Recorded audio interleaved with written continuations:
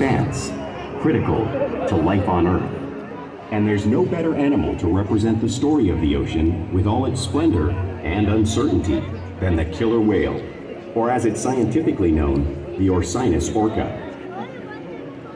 The orca lives in every corner of the ocean, from the Arctic to the Atlantic, the Southern to the Indian, to the mighty Pacific and beyond.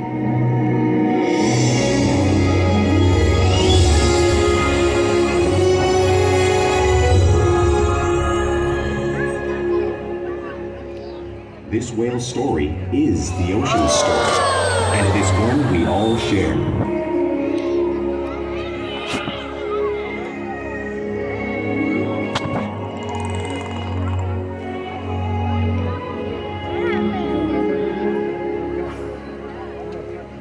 Hello and welcome to SeaWorld's Orca Encounter. My name is Morgan, and I'm honored to introduce you to this intriguing and majestic animal.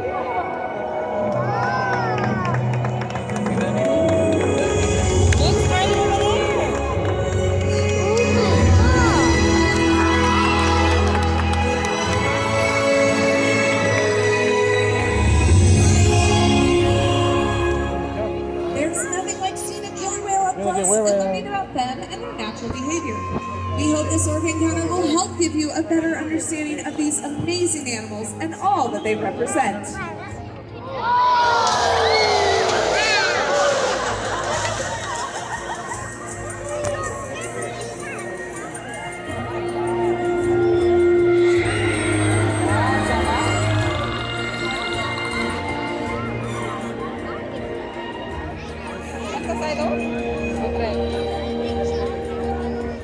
There's three.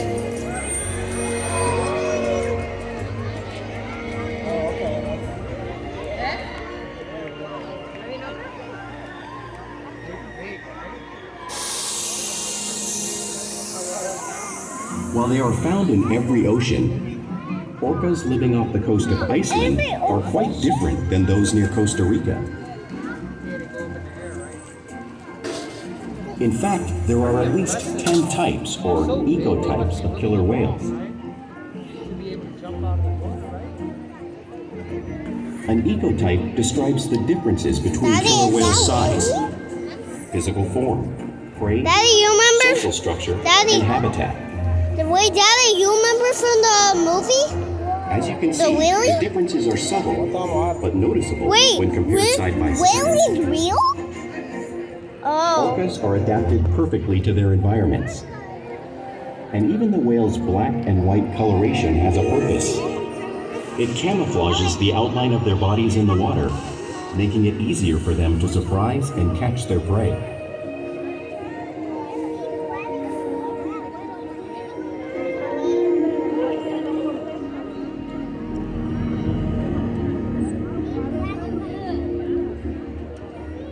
When viewed from above, the black of the whale blends in with the dark depths of the ocean.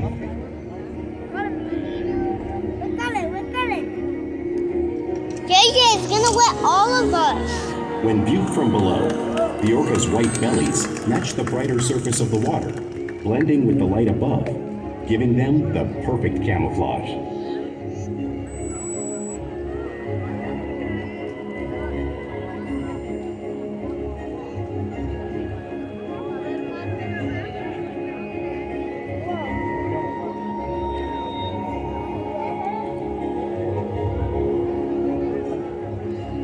Killer whales truly are a natural wonder, and Shuko will help me show you some of their physical characteristics.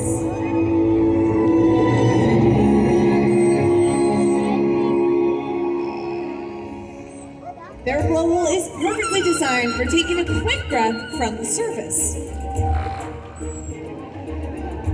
Even the location of their eyes works to their advantage. It looks like they're located in that white patch, but that's a visual distraction. Their eyes are actually located in the black area in front of the white patch, camouflaged for thrashing prey. The fin on the whale's back is called a dorsal fin and is mainly used to help stabilize killer whales as they swim, as well as regulate body temperature. There's no bone or muscle in there, so it may curve over time. Unlike the pectoral flippers, which have 5 bony digits in them, Wait, just that, like the Mommy, human is hand. that the dad? Pectoral flippers are mainly used A for dad one. steering and stopping. Yeah. Which one is it? A mom? Is that a mom or a dad? Wait, there's 4? What? Wait, there's The still lobes in the on either side of the tail are called We're gonna go flukes. get more? The tail flukes are the engine of the killer whale, propelling them at speeds of almost 30 miles per hour. But they swim the fastest and use the most power by launching their nearly 10,000-pound bodies all the way up and out of the water.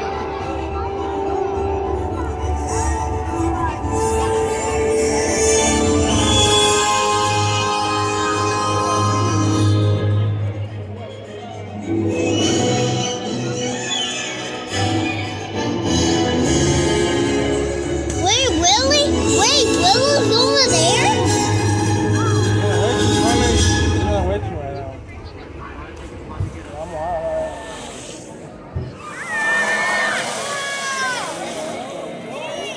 Killer whales are highly social animals with a well-defined social structure. An orca pod is always led by a female. Though just half the size of her male counterpart, she is in charge. It's all about attitude, not size. Because they live and work as a group, orcas need to communicate with sounds and body language. Is that blood? Orcas use clicks for echolocation or navigation. Sharks. I hate stupid sharks.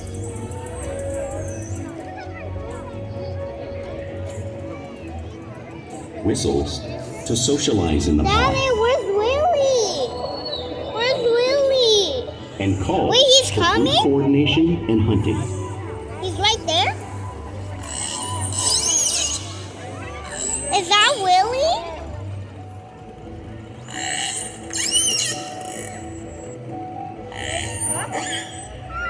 Vocal development studies here at SeaWorld show that early on, calves learn vocalization from their mothers. But as they grow, they learn from others close to them as well. This is a bottlenose dolphin call that Shuka learned and even taught other killer whales here at SeaWorld. In fact, orcas are the largest members of the dolphin family.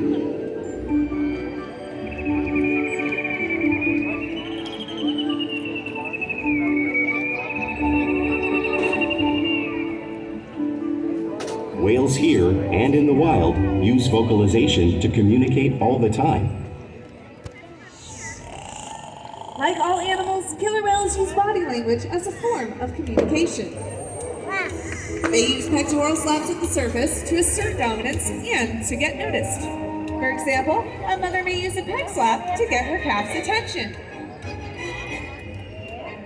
Wait, Mommy, where are all of them? They only got But Willie. when they really want to be heard, they breach.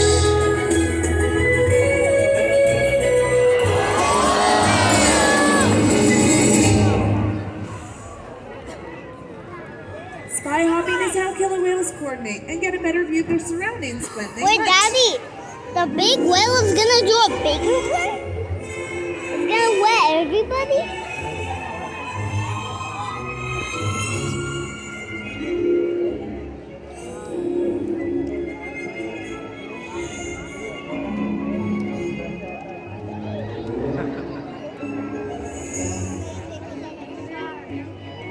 Fluke slaps are another form of communication that killer whales use in the wild.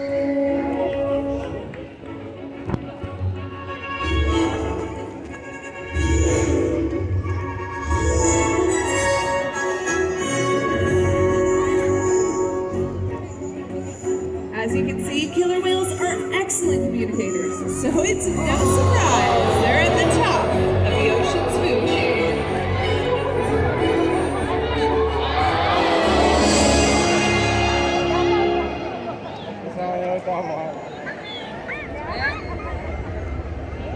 It's gonna wet everybody?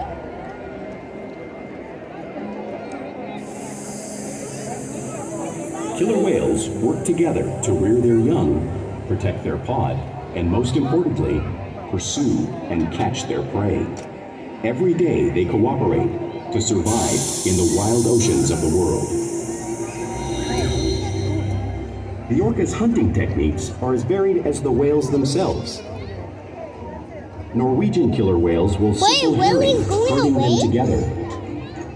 Why? The whales use sounds to coordinate with each other and to disorient the herring. With the fish confused and contained, the whales stun them with their powerful tail flukes, making for an easy meal. There's no more. It's over. It's over already.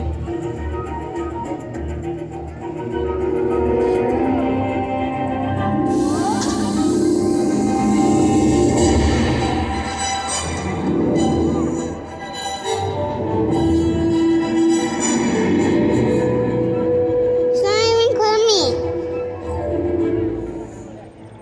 Whales in the southern hemisphere will capture sea lions by pulling them right off the beach. You've seen our whales demonstrating this similar behavior right here in front of you.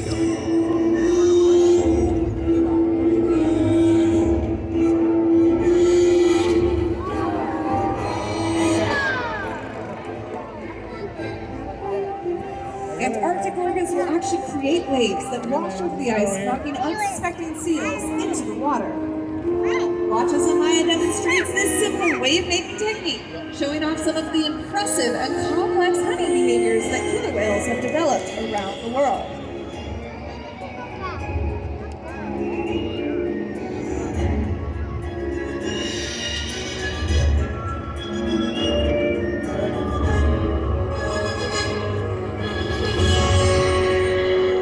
Now you've just seen these waves crashing in front of you, but it's hard to understand just how much water is displaced until you get to experience it Daddy, there's firsthand. more. Look. Luckily, my volunteer here, Eli, is going to come on down and show you guys just how powerful these killer Daddy, whales are. So there's we're a going to get to see right here. Everybody help me. Let's get her pumped up. Let's hear it. All right, it looks like we've got Kai coming. You ready? You got this? Hold on tight. Here he comes.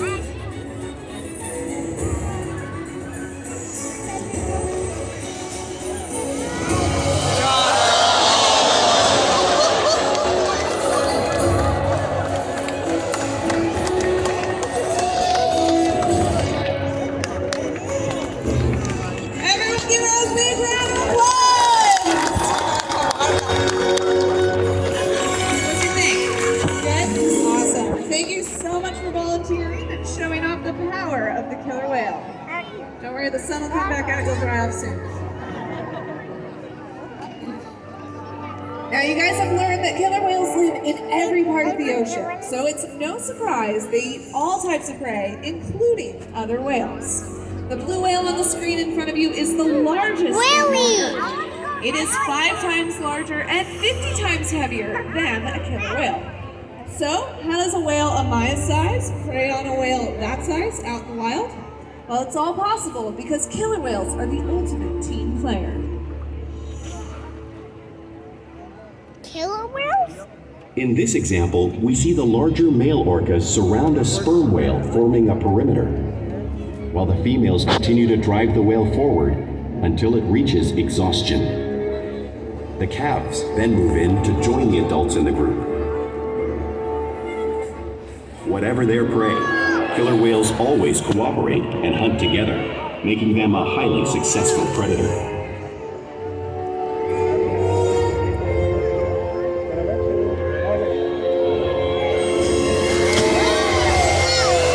It didn't even let me. And the next one?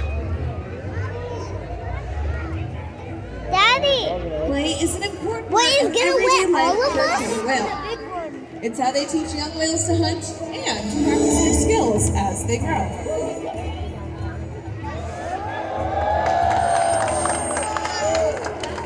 Killer whales spend a lot of time interacting and showing their playful side, both in the wild and here at SeaWorld. Porpoising is when a killer whale swims fast on the surface, breaking up the water briefly.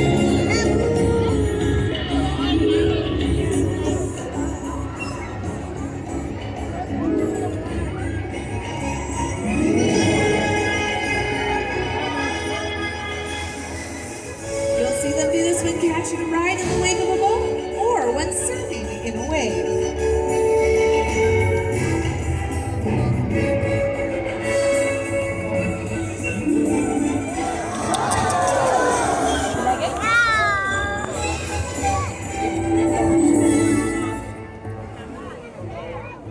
Killer whales like to be touched and will often rub their bellies on rocks when they can. We see our whales demonstrating this same behavior just like killer whales in British Columbia. Yeah.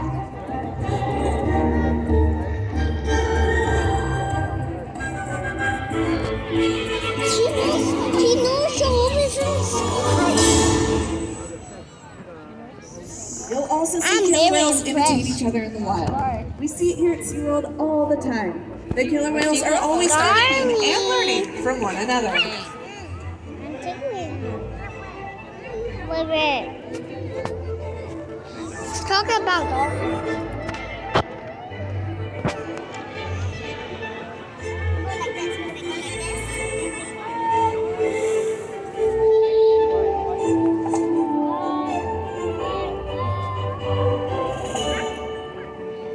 Now, playful behavior does have a purpose. For example, in hunting, a tail whip is used to stun fish. But today, I think our whales might just be stunning all of you.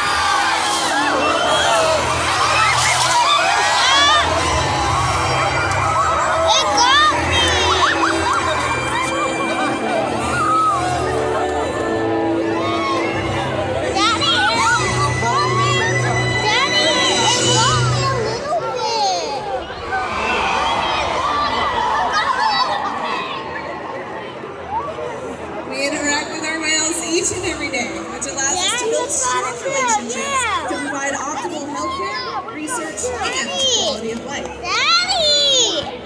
The whales here also take an active role in their own health and well-being. For example, we can line them up and do ultrasounds like you saw on the screen. We can do body checks, eye exams, and we even brush our whales' teeth every single day.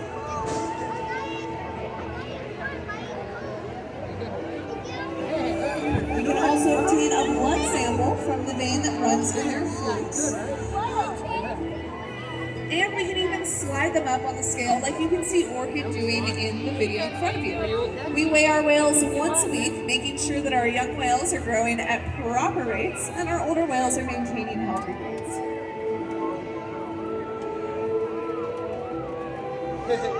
Now, of course, none of this would be possible without the trusted relationships that we build with our whales right here at SeaWorld each and every day.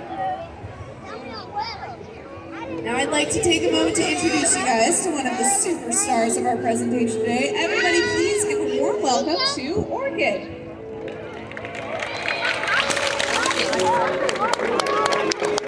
Orchid was actually the first killer whale born at SeaWorld San Diego, so we are very proud of that fact. She is one of the smartest whales in our pods and loves learning. Orchid has participated in countless research studies that have helped her wild counterparts. She's also inspired millions of guests over her lifetime to take better care of our oceans. We challenge our whales to learn new things each and every day to engage and stimulate their minds. Diet, exercise, and of course play help keep our whales in amazing shape. The whales here at SeaWorld have helped killer whales in the wild by participating in many research studies. One ongoing study monitors the whale's heart rate and breathing to understand how marine noise pollution from ship engines and other sources affect wild populations. In another study, scientists from NOAA the National Oceanic and Atmospheric Administration took measurements of the killer whales living here, including pregnant whales. By comparing these measurements with drone footage of killer whales in the wild, scientists are able to monitor the wild population's nutritional and reproductive status. Other research has been done here at SeaWorld on the mother whale's milk composition. This research will help create an effective model to understand how toxins in the ocean impact wild killer whales and their milk supply. What we learn from the whales in our care every day is actively helping whales in the wild survive. And just by being here today, you've supported our rescue, research, and conservation efforts all around the world. If we work together, like the killer whale, we can protect the future of the Ursinus orca and this beautiful planet that we all share.